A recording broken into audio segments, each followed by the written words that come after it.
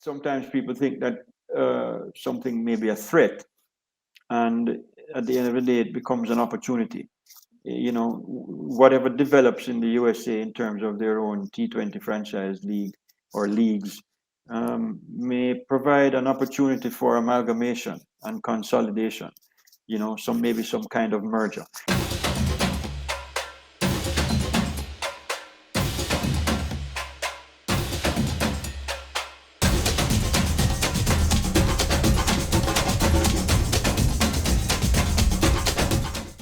Good morning, everyone. This is Calvin Blankendow from the beautiful island of Bermuda. I'm here today with Mr. Michael Hall of the Caribbean Premier League, better known as the CPL, and he's the tournament's operation director for the last 8 years. As you would see, this is the first time for me appearing on the platform without my good friend and co-host, Mr. Vernon Springer. But you know, as Mr. Hall would know, you go out to bet. Someone else is opening first ball. You think it's going to be there for a long partnership, and you can get a duck, and then someone else has to face the second ball of the test match. And this time I'll be doing it, you know, with my new batting partner, Mr. Hall. Mr. Hall, or I should say it, I can call you Michael. Absolutely, welcome. Please do, yes. Yes, welcome to the Caribbean Sports and Entertainment Management Group, a new platform to bring sports, business, and entertainment into the region, to give extended coverage for our guests to express themselves and to answer any questions. And this segment, again, being brought to you by Kyle Blankendow and Mr. Vernon Springer, Bermuda Sports Management Group and VA Sports. Michael, glad to have you on this platform. You are one of our high-profile guests next to CEO Johnny Grace of the West Indies on the cricket side, On Drive. This platform is On Drive. How does it feel to have concluded the 9th edition of the CPL? Yeah, well, first of all, Calvin, let me say thanks very much for having me on your platform, and let me wish yourself and Vernon all the very best with it.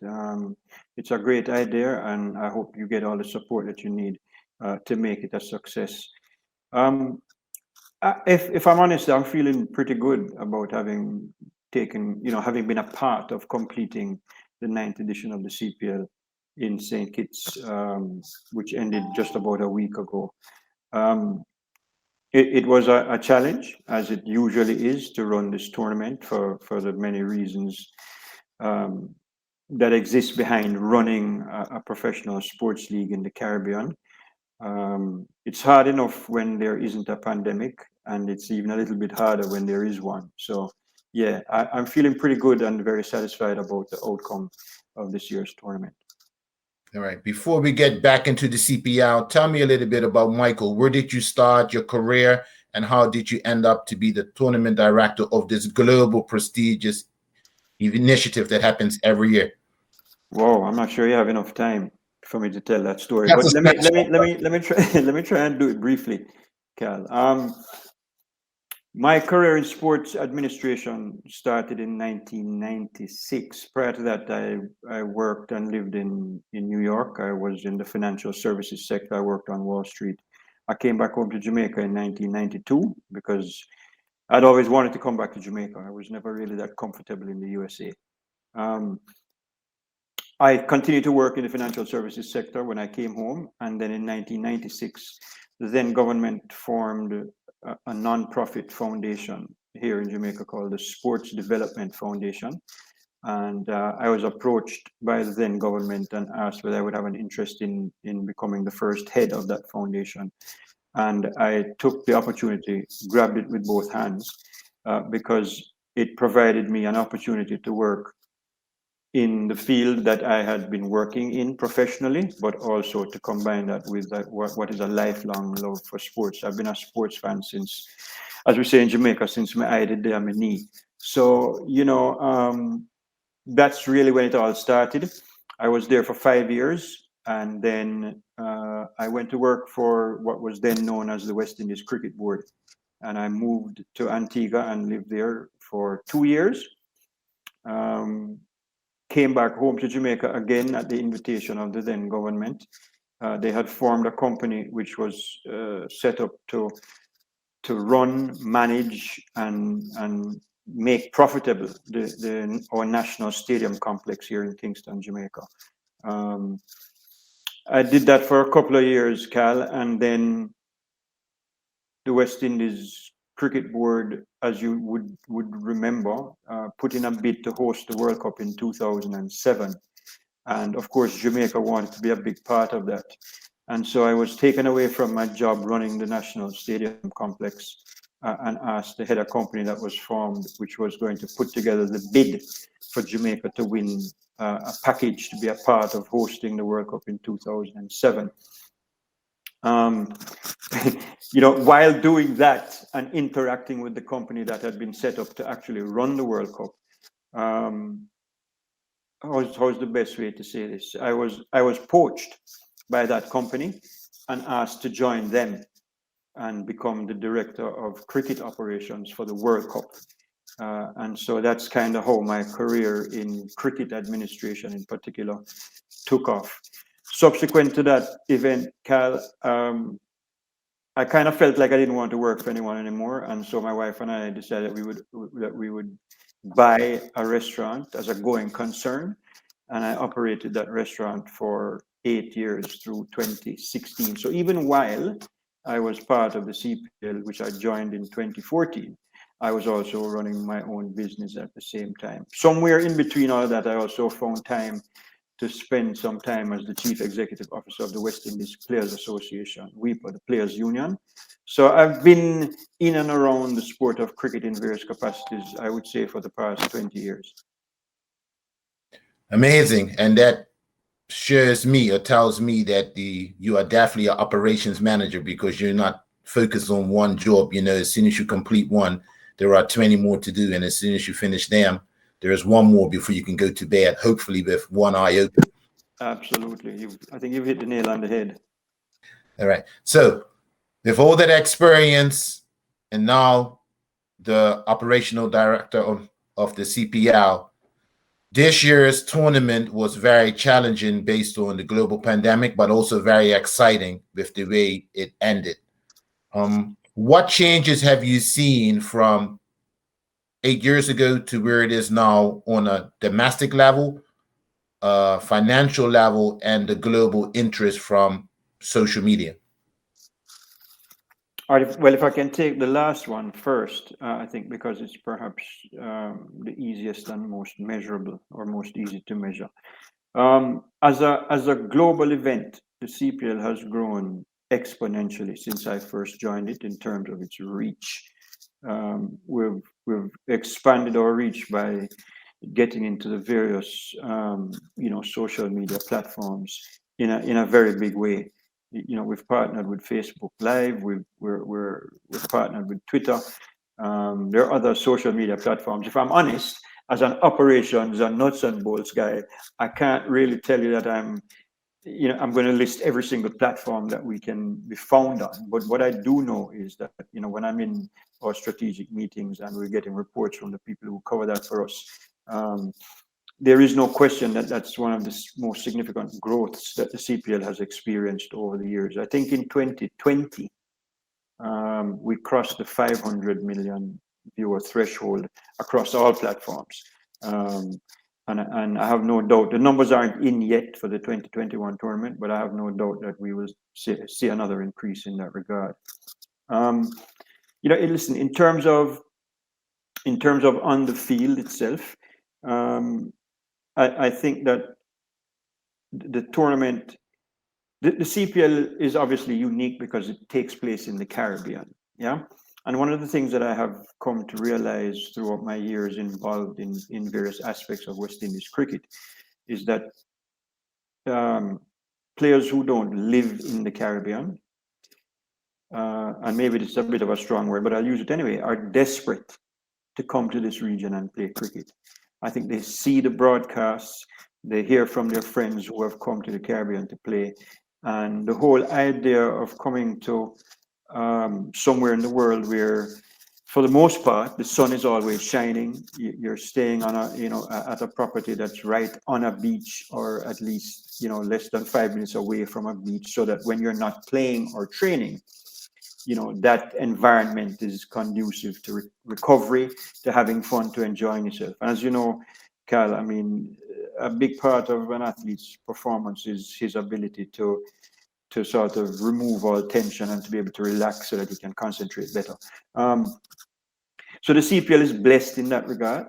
And I think that it is something that has allowed us to attract some of the biggest names in world cricket to come to our tournament at one stage or another during the past 8 years.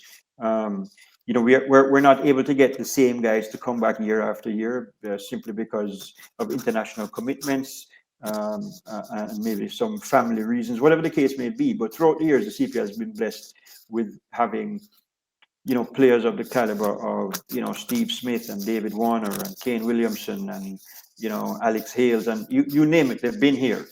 Certainly, we've enjoyed the presence of a lot of Asian players as well. Obviously, no players from India because, as you know, the BCCI won't allow them to play in any other franchise tournament except the IPL. But I think that those players coming to the Caribbean and taking part in our tournament and being around our players, especially the younger ones, has benefited those guys tremendously. You know, there's also coaching expertise that comes from overseas as well. Obviously, the counter argument to that is, well, we should be developing our own coaches and so on. If I'm honest with you, though, I think people misunderstand the role of the CPL in that regard. I mean, the CPL is we're here to expose talent, but not necessarily to develop talent. I think that's the job of the governing body, which is Cricket West Indies. But they develop the players, and then we give them the platform on which to showcase their talents to the world. And I think there are a number of players who first came to prominence, certainly in terms of being seen by a global audience through the CPL. You know, I think of players like Nicholas Puran and Shimron Hetmeyer and Fabian Allen and, you know, Romario Shepherd and Dominic Drakes most recently, who was sort of won the final for the Patriots single-handedly last week. So, you know, these are some of the things that I've seen as the tournament, as my involvement in the tournament has gone on over the past 8 years, and some things that we're very proud of.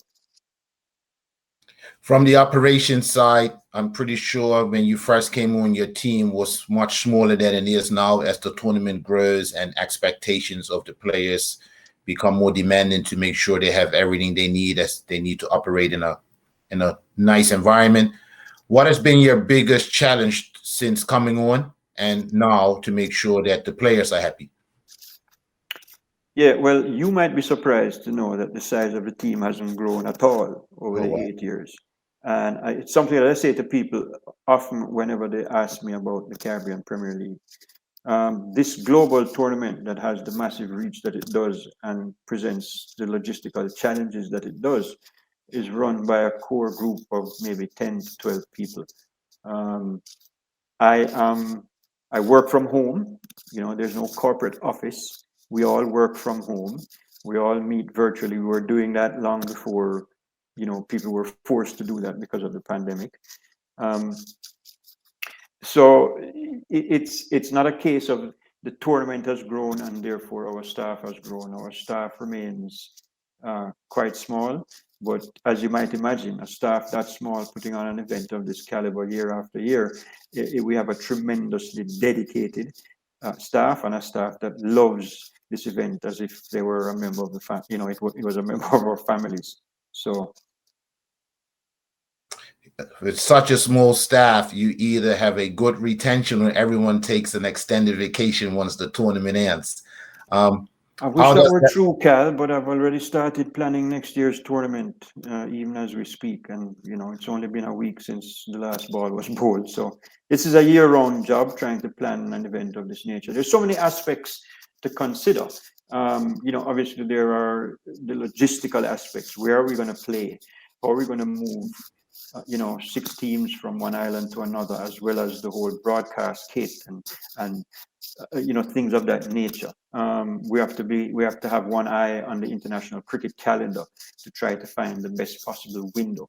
One of the things that we always do with our window, though, is to ensure that all West Indian players will be available, so that we work very closely with Cricket West Indies, Johnny Grave and his team, to ensure that the CPL tournament window, there is no West Indies international cricket taking part at that time, right? So that at the very least, we provide an opportunity for our West Indian players to focus entirely on the CPL when it's supposed to take place. So, yeah, I mean, but there are several other things to look at, Cal. I mean, in most franchise leagues, player contracts run on a 3-year cycle. And this year, 2021, marked the 3rd year of the last cycle. We're entering a new contract cycle next year. That means an entire revamp of player contracts. That means meetings between now and, say, the end of the year with our solicitors as we review the contracts. We try to tweak them. We may have plans to expand with a new franchise. How does this new franchise come into the league and get to pick the kinds of players that would make them competitive immediately when the existing ones have an opportunity to retain players from their team last year. So there's lots of things to think about when you consider putting on the Caribbean Premier League each year. There's things on the administrative side, the legal side, the financial side, and then obviously there's the logistics. So it's a big challenge. Okay, we're here right now with Mr. Michael Hall of the CPL, the Caribbean Premier League, the Tournament Operations Director, and you're watching this on the Caribbean Sports and Entertainment Management Group on the platform with me, Cal Blankendahl, your host, and saying hello to my co-host, Mr. Vernon Springer, who is unavailable today. We want to take this time out to thank all of our followers and viewers, and definitely our sponsors for bringing this new platform to the region to offer insight into sports, cricket, football, and also the business element. When your body is challenged, it burns fuel and energy. Respond to every challenge with Altitude Sports Drink. It replenishes, restores, and prepares you for the next level.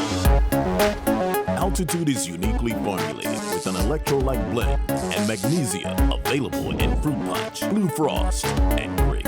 Altitude. Raise your game.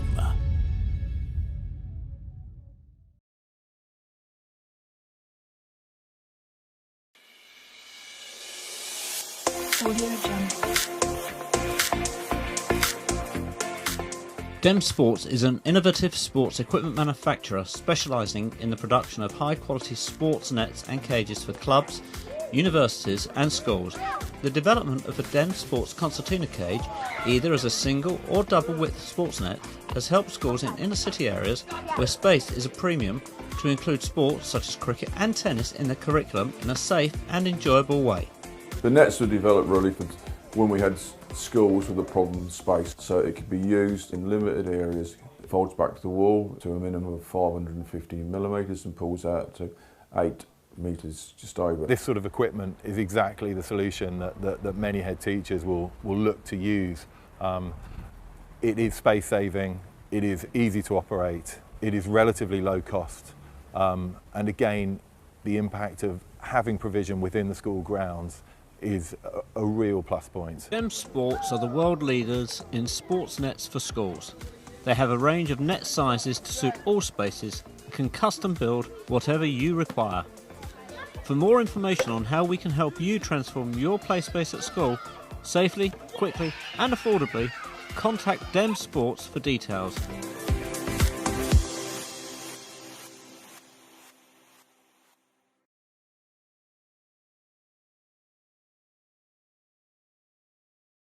Have you all ever heard of Playground? It is all your favorite movies, TV shows, plus local news and events. It has all your favorite sports.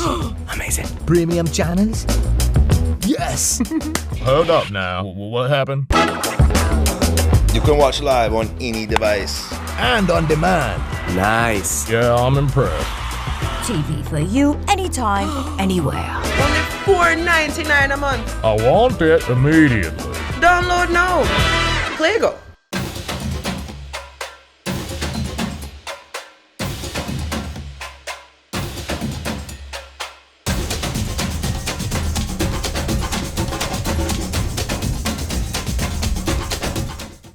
And here we come back to you again with Mr. Michael Hall of the CPL.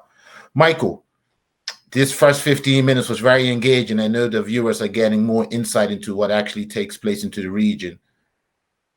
How much do you follow the Indian version of the IPL? Do you take anything from their tournament and try to bring it into the CPL? Yeah, listen, we follow all of the other franchise leagues around the world very carefully. We want to stay one step ahead of them, wherever possible, because with as many of them as there are, each of us certainly at the outset want to try to differentiate and distinguish ourselves from the other. So we take very careful note of the other tournaments. We may look at some of the things that they do innovatively, with respect to broadcast and how many cameras they have and the different innovations and so on. We're not, we're not doing that to sort of be copycats, but we're doing it to try to stay abreast of what's happening and to see how we can improve wherever possible on the things that the other leagues are doing. Again, I can't stress this enough. I mean, I think that we have a built-in advantage, right, of our location geographically. Yeah, that's something that no other league in the world can offer. And with the greatest of respect to the IPL, the surrounding, in other words, these games are played in big cities, in big metropolis, right? It's not the same as playing a tournament in the sun-swept Caribbean, where players are, as I say, right up against the ocean. And so I think that one of the things that provides for us in terms of making our product more watchable is some of the off-the-field content that we can develop during the course of a tournament. I mean, if you were to go back to our website and go to previous seasons and look at some of the video clips, I mean, we've got guys windsurfing, you know what I mean? We've got guys jet skiing. We've got guys, sailing to the Pitons when they were in St. Lucia, or going to Maracas Bay when they're in Trinidad and so on. So all of the allure of the Caribbean is something that's built into our tournament and that we are able to sort of maximize, help to maximize our viewership or grow our viewership. I think obviously it's also beneficial to the islands that host the games. I mean, there is X amount of broadcast time, broadcast minutes dedicated to showcasing the host island. And that sort of exposure, particularly to the islands that rely heavily on tourism, is something that they wouldn't be able to pay for otherwise. So, it's a sort of symbiotic, mutually beneficial relationship between ourselves and the governments of the region, who have been, for the most part, very supportive of the tournament and the things we're trying to achieve. Just want to speak to you about the pandemic. I know every day we're hearing about COVID-19 and most people are probably tired of that topic. But on your note, how did you even manage to pull it off? Because even though the majority of the players are from the Caribbean, they're still traveling to get there sometimes. You still have local government restrictions. You have issues traveling between islands, quarantine, all the other mandates the players want to feel safe. How did you pull it off, to be simple? Yeah, so if I can, let me just go back to last year, 2020, when we also had to stage a tournament in a pandemic, and when we had to stage a tournament in a pandemic at a time when not a whole lot yet was known about the virus, how it spreads, how it affects people, and so on. Obviously, at the time we did the tournament last year, there had been no vaccines approved either. We staged the tournament in Trinidad last year, and if I'm honest, as difficult as it was easier than this year for this reason. The borders of Trinidad and Tobago were closed last year to all air traffic, unless it was some sort of emergency repatriation or somebody had to leave the island for some kind of emergency.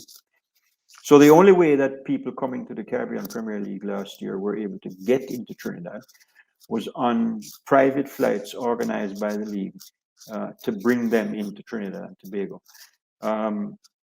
Now, clearly, there would have been no direct flights into Trinidad, even by our, I want to say direct, I mean, you know, from North America or from the UK or Asia or wherever.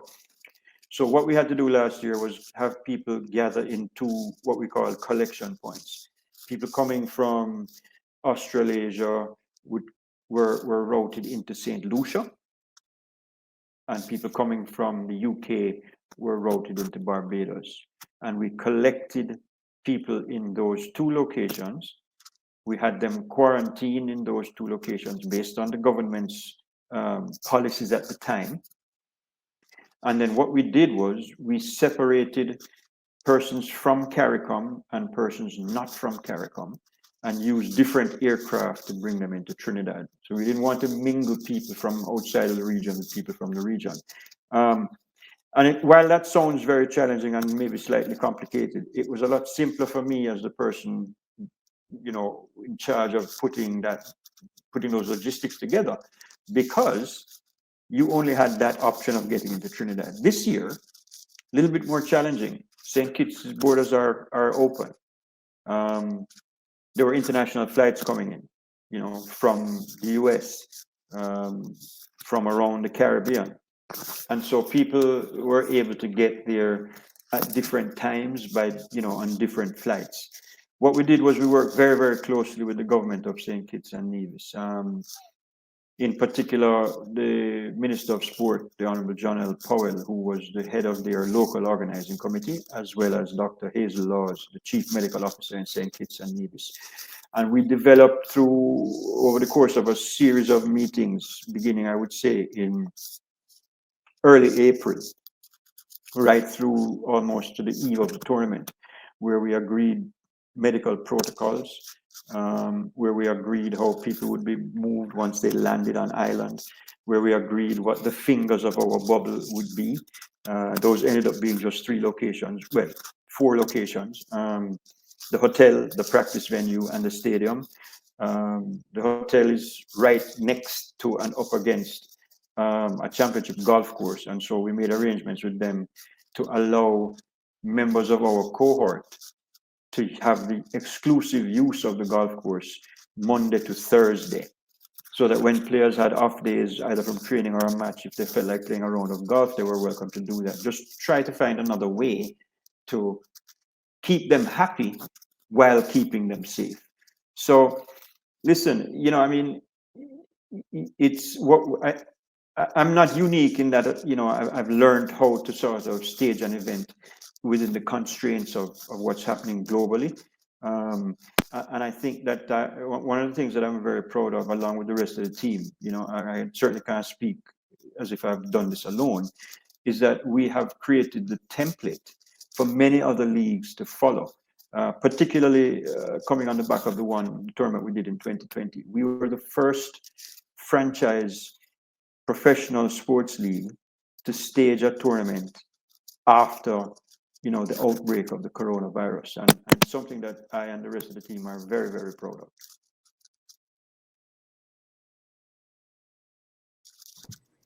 Going back to this year's tournament, it was an amazing amount of matches played at one location. I believe it was like 33 matches.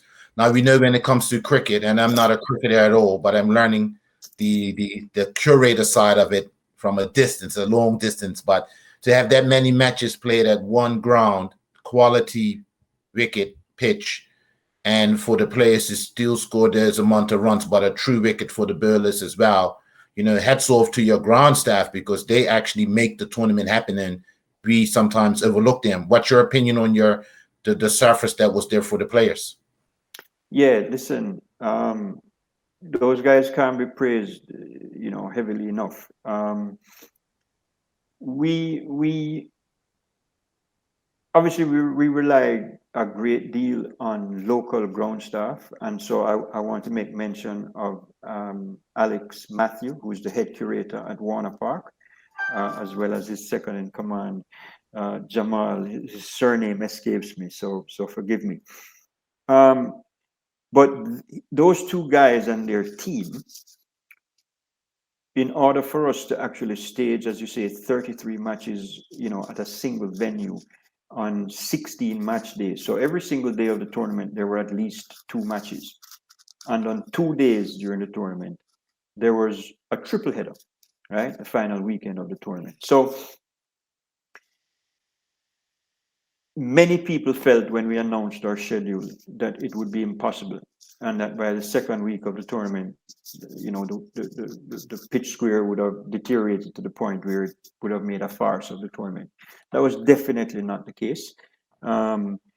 We do have working with us on contract from year to year a pitch consultant. His name is David Agnew. He's from Australia. He works for a company called Field Turf New Zealand, yeah? And Dave was in St. Kitts since, I believe, the 7th of July, overseeing, supervising, giving direction, passing on knowledge to these guys, to set a plan to create a pitch square that would survive the rigors of the tournament schedule that we had to have. I mean, you know, we had to start right after the Cricket West Indies home series was finished. We had to finish before the restart of the IPL took place on September 19th. So we had a very tight window, and we just had to fit the games in. You know, these guys were at work certainly during the tournament. I mean, I myself didn't get there until the 16th of August, but I know that during the tournament, these guys were at work at 5 a.m. every morning and didn't leave work until 1 a.m. the following morning. Yeah. So, you know, I mean, people look at the games and they think, wow, great game of cricket, and it looks great on TV, and, you know, the team uniforms look fantastic and all the excitement. These are the guys who really make tournaments happen. And again, I can't stress that enough. I mean, the casual fan, I think, really has no idea of what happens under the, you know, underneath all the veneer of the finished product. You know, so it's like you see a duck on the top of a pond and he's kind of gliding along, but underneath his feet are going furiously. It's the same with an event. And these guys are really the unsung heroes of this year's tournament for sure.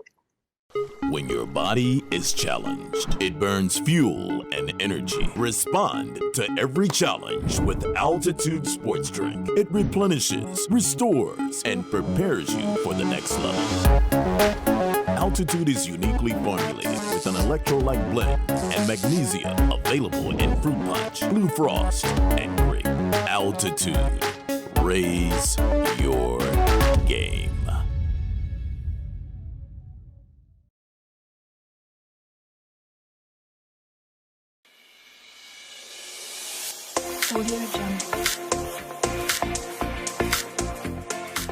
Dem Sports is an innovative sports equipment manufacturer specialising in the production of high-quality sports nets and cages for clubs, universities and schools.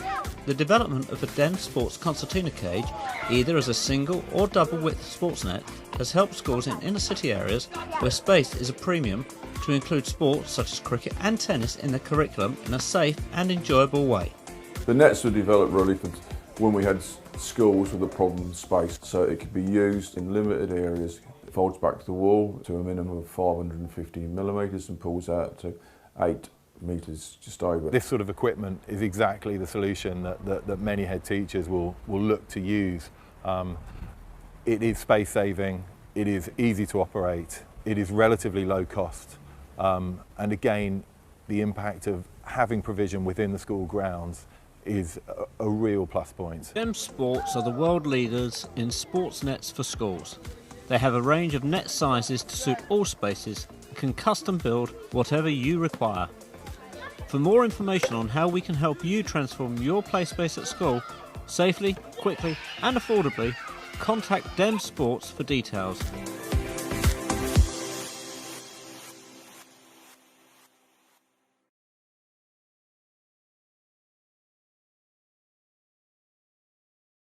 Have you all ever heard of Playground? It is all your favorite movies, TV shows, plus local news and events. It has all your favorite sports. Amazing. Premium channels? Yes. Hold up now. What happened? You can watch live on any device. And on demand. Nice. Yeah, I'm impressed. TV for you anytime, anywhere. Only $4.99 a month. I want it immediately. Download now. Clego.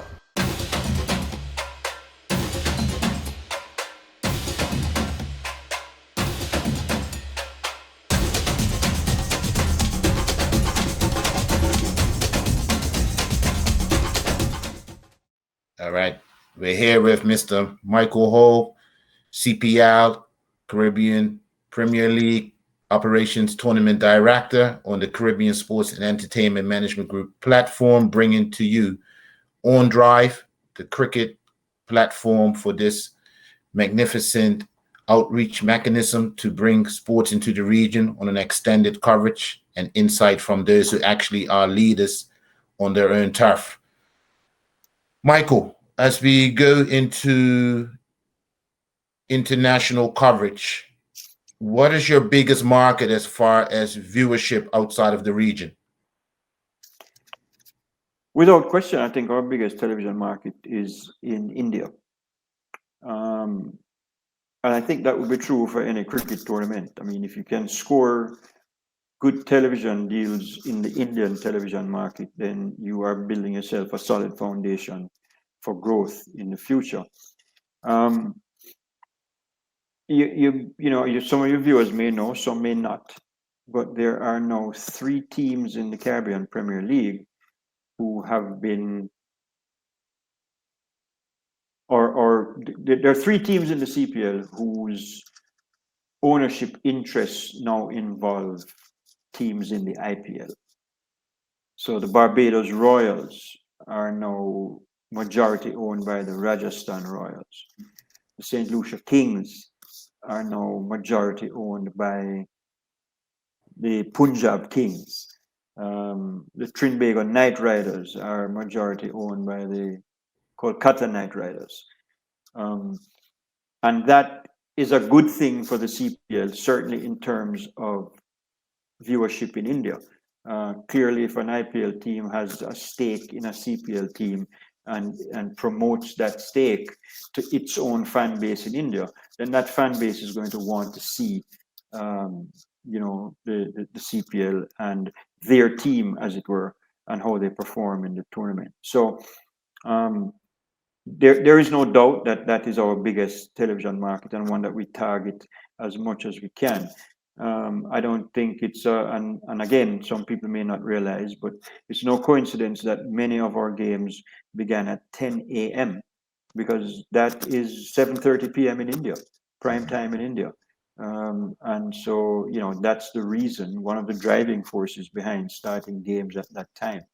And we're mindful of that. We're also mindful of the fact that, we have to balance that real commercial target with, our fans here in the Caribbean. And so it might have seemed a little bit odd to have games starting at 10 a.m. And then the second game of the day not starting until 7 p.m. But that was good for us as a team as well. You get up early and you do the first game, but then you can go back to the hotel, which is really only 5 minutes away from the stadium, and maybe refresh a little bit before you go back for the night game. And those are the games that fans would have been allowed to come and see and would have been more able to come and see rather than those that began at 10 a.m. So just in terms of TV market, India definitely our biggest market. But we do have significant coverage, in the UK and other traditional cricketing countries as well. So, yeah. Yes, and I'm going to bring to you a few questions that we have received from another platform. There's a large group on Facebook called West Indies Cricket 2020 and Beyond. Very passionate Facebook group. They sing the praises. They ask the questions about why certain players are not picked for particular competitions, and they love the CPL. One of the comments that were made as soon as the tournament ended was expansion. Is there room for expansion, and should a team outside of the region be formed, maybe a North American team by a USA owner coming into the franchise ownership?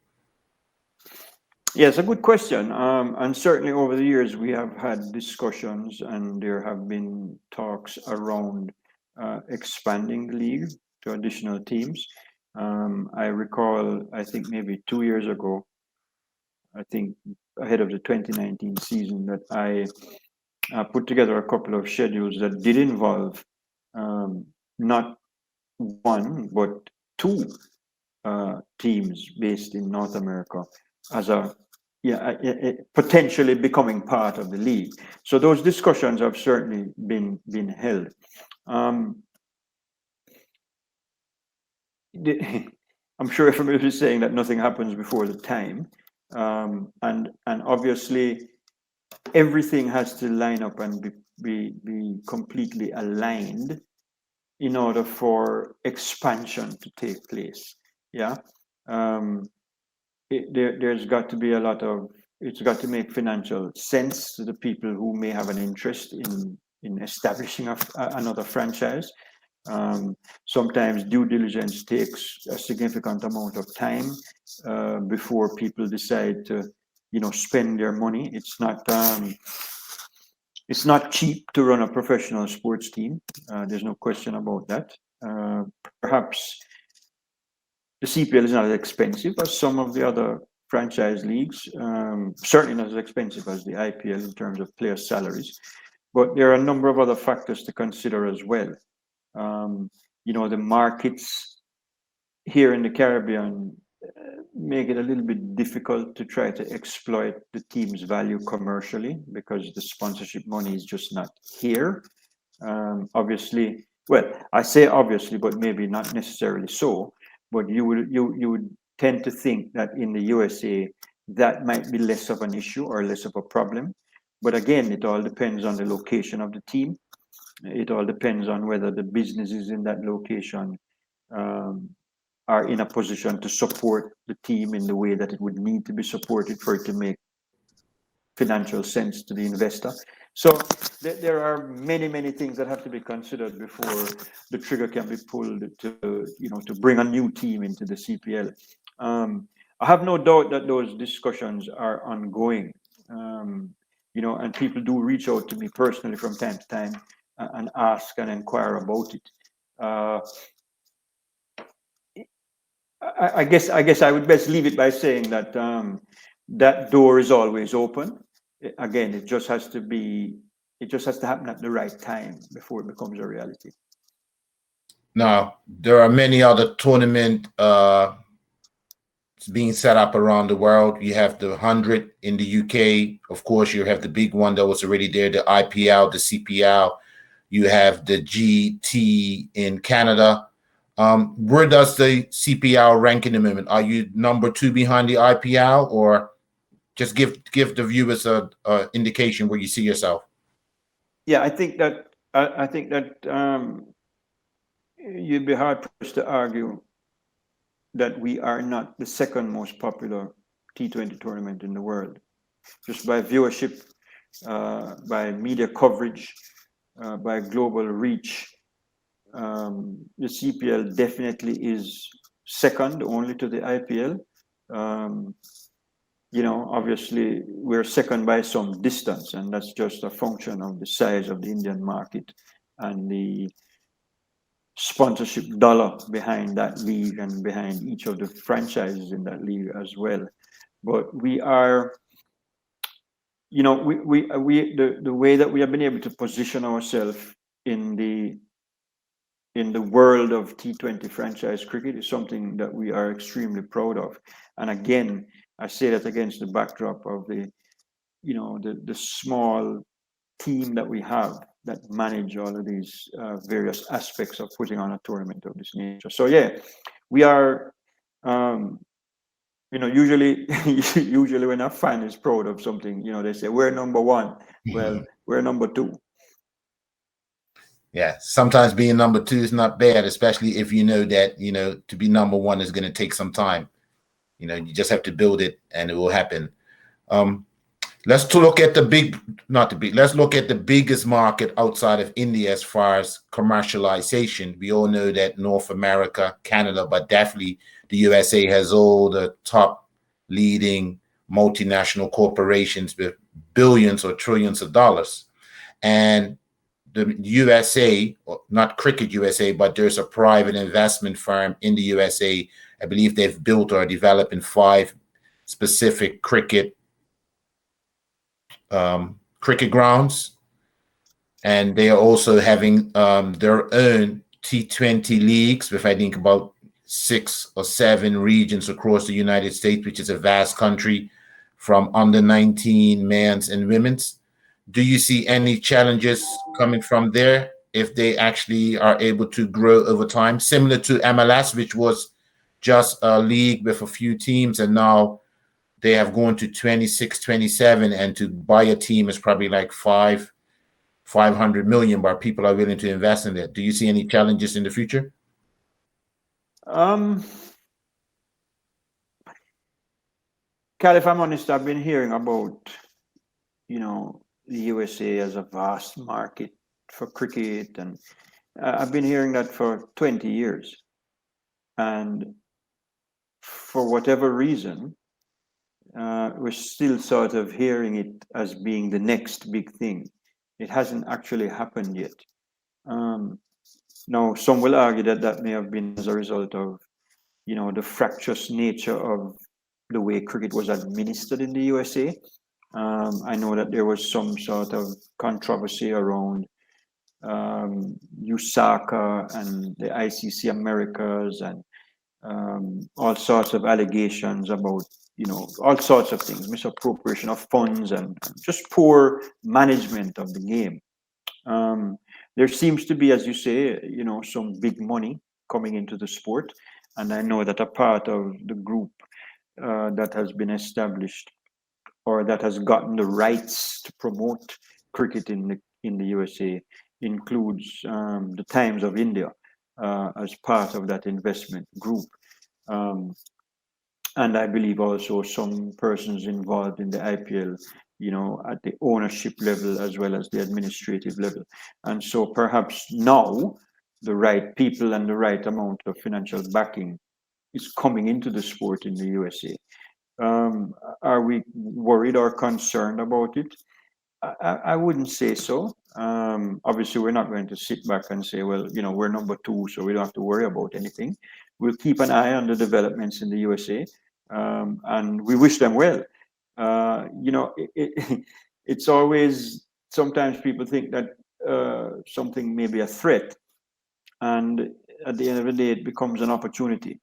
Whatever develops in the USA in terms of their own T20 franchise league or leagues may provide an opportunity for amalgamation and consolidation, maybe some kind of merger. I mean, what I'm saying here is conjecture. No one has ever, as far as I know, approached us to say, can we merge or can we amalgamate?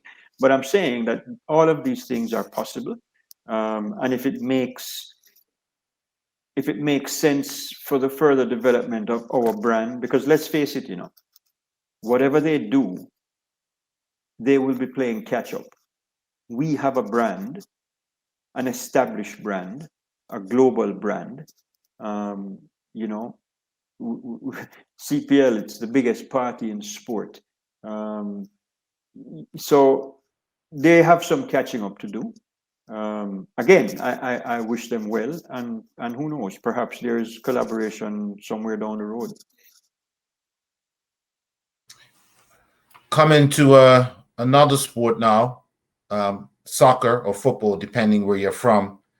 We just interviewed Mr. Chris Anderson, and I just want to make sure I get the tournament name right, the Ireland Cup Open, which seems to mirror the CPL. He will be bringing in former legends and also domestic players to play in a mini franchise setup. One would be for, I believe, 6 weeks, and one would be over a 12-week period. Played all in the region. It was due to kick off this year, but due to the pandemic, it will take place next year. You have former elite stars such as Yaya Toure, Samuel Eto'o, Sebastian Veron, one of our own in the region, Dwight York, Brad Friedel. These elite superstars, Nigel de Jong. I've seen Eric Svensson, former World Cup coach, and many teams he coached in the UK. it seems that the CPL has given the confidence to others who have big ambitions to promote sport to say, CPL has done it, we can do it, and it could be profitable. Do you feel proud about that? Well, if the gentleman you interviewed directly attributed his confidence to the fact that the CPL has been able to sustain itself for 9 years, then yes, I would be very proud that we have inspired others to take a chance on establishing a franchise league in another sport. I'm old enough, and I guess people watching can tell by the color of my beard, that I was around when another attempt was made at doing a regional professional franchise soccer league. I want to say that this would have been back in the late 80s, early 90s. I remember a couple of teams, the Kingston Lions was one of them that was based here in Jamaica. I think there were a couple of teams in Trinidad and so on. It didn't last very long. It was well received by the fans, but I suspect that the reality of staging a tournament here in the Caribbean from a cost perspective hit home really hard before the league had a chance to really take root and develop. I spoke earlier when, in our conversation about the allure of the Caribbean for people who don't live here to come here and perform and play professional sports just because of the beauty of the region. But it presents a negative challenge from the point of view that every time you want to go from one island to another, you're talking about air travel, right? So unless the tournament is going to be played in a single country over that 6-week period, and when you start to think about that now, you have to think about many things. You have to think about whether the country's economy can support fans in the same country coming out to watch 30 games over or however many games it ends up being. Can the economy for the football fan, does he have the financial wherewithal to support the games as much as I'm sure the organizers would want? Is the infrastructure there? Do they have enough venues to host the games? Are you going to play them in a single venue? Because it's one thing to play the cricket tournaments that we played. It's another thing altogether to play a number of games, football games, on the same pitch over a short period of time. That pitch is going to look pretty nasty very soon. So, I hope, for the sake of the gentleman you mentioned, Chris Anderson was his name, he said that, all of these things, and I'm sure he has done his due diligence, that all of these things have been taken into consideration, and that it's very important when you do your budget, and I guess I'm going back to my financial services days, and I'm probably stating the obvious for people who are accustomed to doing them, but you always overestimate your costs and underestimate your revenues. And I just hope that it has been properly costed and that he hasn't missed anything, so that all his ducks are lined up in a row. And I wish him every success. Primarily my involvement in sports administration and the business of sport has been around cricket. But people who know me know that football is my first love. I love it way more than I love cricket. I'm a serious football fan. It's it's a sport that I've followed since as long as I could walk. And I'm going to age myself here, but I still have a scrapbook with all of the newspaper clippings from the 1966 World Cup, which was won by England. I was only 7 years old at the time, but that's how much of a passion I have for the sport. I follow it very, very carefully.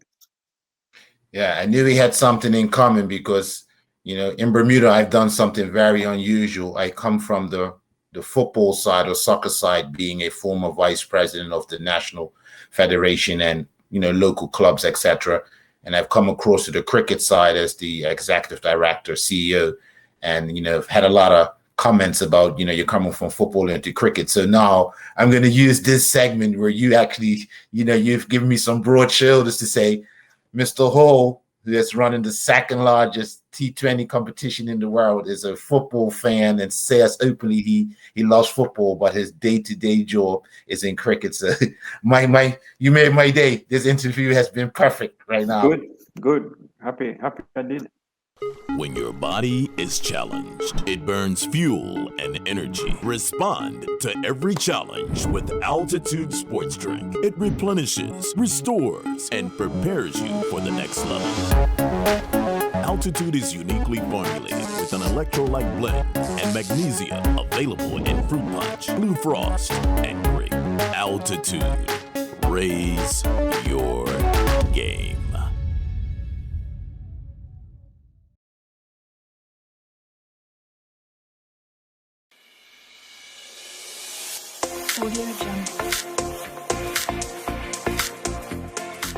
Dem Sports is an innovative sports equipment manufacturer specialising in the production of high-quality sports nets and cages for clubs, universities and schools. The development of the Dem Sports concertina cage, either as a single or double-width sports net, has helped schools in inner-city areas where space is a premium to include sports such as cricket and tennis in the curriculum in a safe and enjoyable way.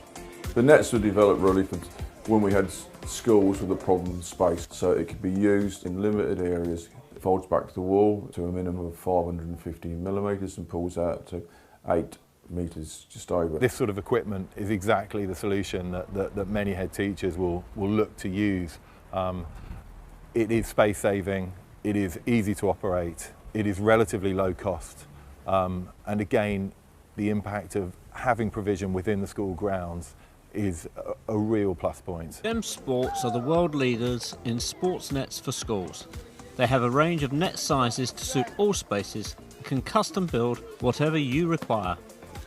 For more information on how we can help you transform your play space at school safely, quickly and affordably, contact Dem Sports for details.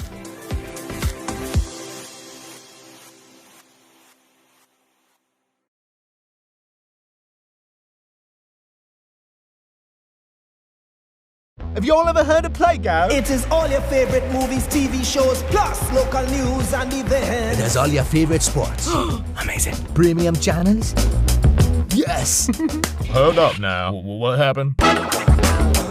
You can watch live on any device. And on demand. Nice. Yeah, I'm impressed. TV for you, anytime, anywhere. Only $4.99 a month. I want it immediately. Download now. Playgo.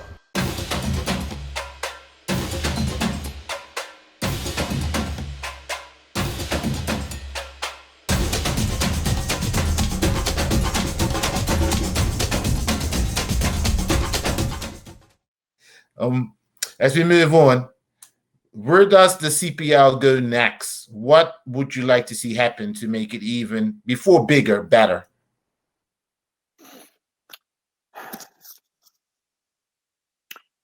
Wow.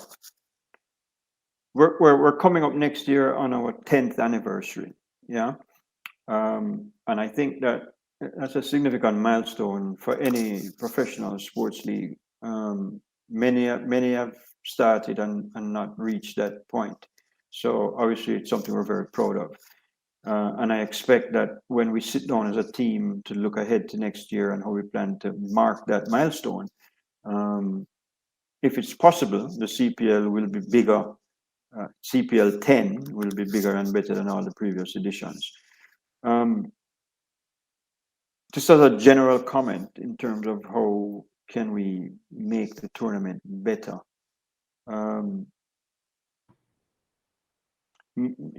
Our focus always has to be on how can we make it better for the players. Yeah. And that's something that we look at each year. Certainly, as in everything in life, money makes the mayor run, right? We're always trying to look to see how we can improve the lot of the player in terms of maybe tweaking the salary bands, the salary brackets to see if we can get guys who perhaps fall at the lower end of the spectrum to earn a little bit more, and try to encourage the franchise owners to agree to maybe an increase in their in the salary cap. You know, we want to try to give the players obviously the best facilities to play in, the best facilities to practice at. That's largely a function of the regional governments, because in most instances, it's the government of the country that the franchise is domiciled in that owns the stadium where the games are played. And so it's a question of speaking with them, encouraging them maybe to reinvest in those venues and put in some, you know, newer and better amenities. Maybe take better care of the pitch square and the outfield on a more regular basis, and not wait until an event is coming up, and so on. So, you know, these are some of the discussions that we have each year as we look ahead to the next edition of the tournament. I'm not suggesting that we are totally satisfied, but I think that our mantra is to make it better each year, and go about doing that, you know, quietly and efficiently. As I say, next year is our 10th anniversary, and I suspect that there'll be a few more bells and whistles around the tournament than we normally have. But the work of improving the tournament, and in particular improving a lot of the players, is something that's ongoing and something that I take very seriously and that I try to work on every offseason. In year 10, once you decide what that big event's going to be, celebration definitely for everyone who's been involved since year one. And, you know, you definitely need to be celebrated and applauded now before it happens. It will happen. But when we move to this new world, you know, gender equality, exposure, any thoughts on a women's platform for the CPL? Maybe 5 years down the road, 10 years down the road, any talks at all? Yeah, so both in 2018 and 2019, we did incorporate some women's games into the tournament during the week of the playoffs. And it is definitely something that we have been in discussions with Cricket West Indies about. I know that, you know, there is a women's Big Bash League and there is a women's 100. I don't think there's a women's IPL just yet, but we have, what's the best way for me to put this? We have flirted with the idea and actually had women's games as part of the CPL in a small way.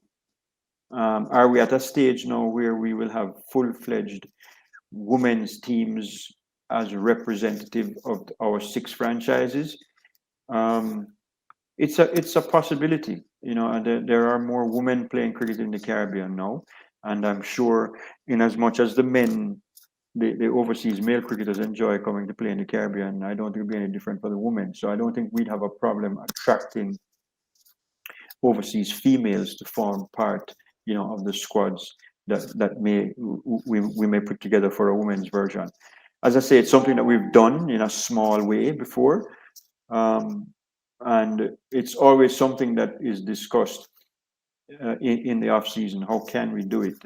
We're having discussions around perhaps incorporating a T10 league during or at different times during the year, with the same franchises, right?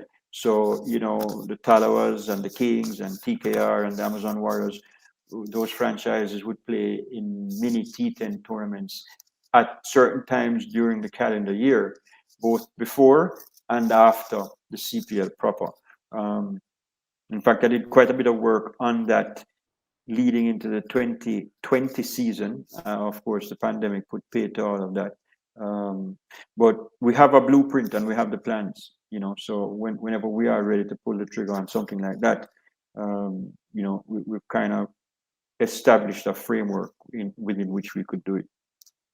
Okay. So that's something for fans of the CPL to look out for. No problem. Just saw my camera ran off, but I'm still here, so we're going to keep moving. the ICC Americas is part of the larger region of CWI, even though it's not directly tied into the CPL. We have a few players that are playing in some major leagues and competition. I'm here in Bermuda. We have Delray Rollins, who was part of the 100, and he also plays for Sussex. How can these emerging players that are not directly in your tournaments in the region, as an associate member of ICC and the West Indies, how can they get into the CPL? Would you ever consider having like at least one emerging player or emerging player tournament, a T10 maybe, where players can get drafted? When I started working with the CPL in 2014, each squad was obliged to have an under-19 West Indian player, as well as a player from the ICC Americas as part of its squad for the tournament. And that continued until 2020, last year. There has been some discussion among the franchise owners around the value of having those players in their squads, because with very few exceptions, the guys who came to the tournament found it very, very difficult to get a game, to break into a starting 11. What we did this year, and this is sort of based on the new dispensation in cricket in North America, having to do with this group, Major League Cricket, was to offer teams the opportunity to sign a player who was contracted to Major League Cricket. Out of that, the Barbados franchise signed Smith Patel, who I think has become a US citizen now, but was formerly the captain of the Indian under-19 team at an ICC World Cup some years ago. That is something, the whole involvement of players from the ICC Americas or from USA, Canada, well, they're all part of the ICC Americas, is something that's going to be under serious consideration in this off-season. We've gone from having one under-19 West Indies player to ensuring that there are 2 West Indian players under the age of 23 who must be in each franchise's 17-man squad, and that combined, those 2 players must play in a minimum of 5 of the 10 regular season games. Again, previously when we had an ICC Americas player as part of the each squad's makeup, there was no mandate or nothing that was mandatory for them to actually take part in a game. And so I think their value to the franchise and the value of the tournament to the advancement of their career was sort of lost. And more often than not, these guys just didn't play in any of the games. Yes, it was great for them to be around a professional setup and be exposed to the practice sessions and maybe work one-on-one with some of the more elite coaches in the world who coach in the CPL, but nothing beats game experience. And so maybe that's something that we need to look at more carefully in this off season, to try and see how we can better help to develop cricketers who are from the ICC Americas region by seeing if we can stipulate that they have to appear in a game as opposed to just being part of the squad and carrying towels and drinks.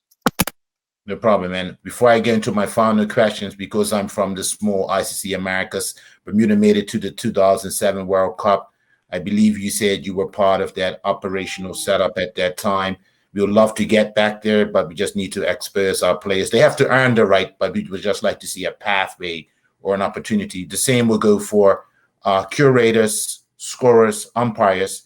They may not participate in the CPL, but it'd be good if they were able to shadow, even if the Bermuda Cricket Board, I can speak on our behalf, may have to say, listen, we'll cover their accommodation and daily expenses, but if they can actually shadow for a week with that team of curators or scorers or media team, and they can bring that knowledge back to our small island to help us grow our game and improve our setup. But more importantly, how do you feel about that before we close out? Yeah, listen, I'm all for it. I mean, if my memory serves, I think it was either 2018 or 2019. I forgive me if I don't remember the exact year, but we did have a couple of folks from the Bermuda Cricket Association come to the CPL. It may have been during the playoffs and the final. I can't remember exactly. I'm sure if I were able to search my document folders, I'd find the exact dates. But they did come, and they did come to the games. They observed how the games were staged. I certainly remember interacting with them personally. So there is a history of that kind of collaboration and that kind of involvement for folks from affiliate countries or associate countries. And again, that's something that we would have no difficulty accommodating. You know, we would be happy to have them come again, observe, you know, maybe sit in some kind of one-on-one meetings and talk about, you know, logistics and wicket preparation and so on, because there's enough resources here in the Caribbean that they could learn from. I would like to think, though, that sort of cooperation and collaboration should be a matter of course between the Bermuda Cricket Association and Cricket West Indies, for example. I mean, I'm sure that some of those things do take place. Yeah, some of those take place. It's just for this high-level tournament format.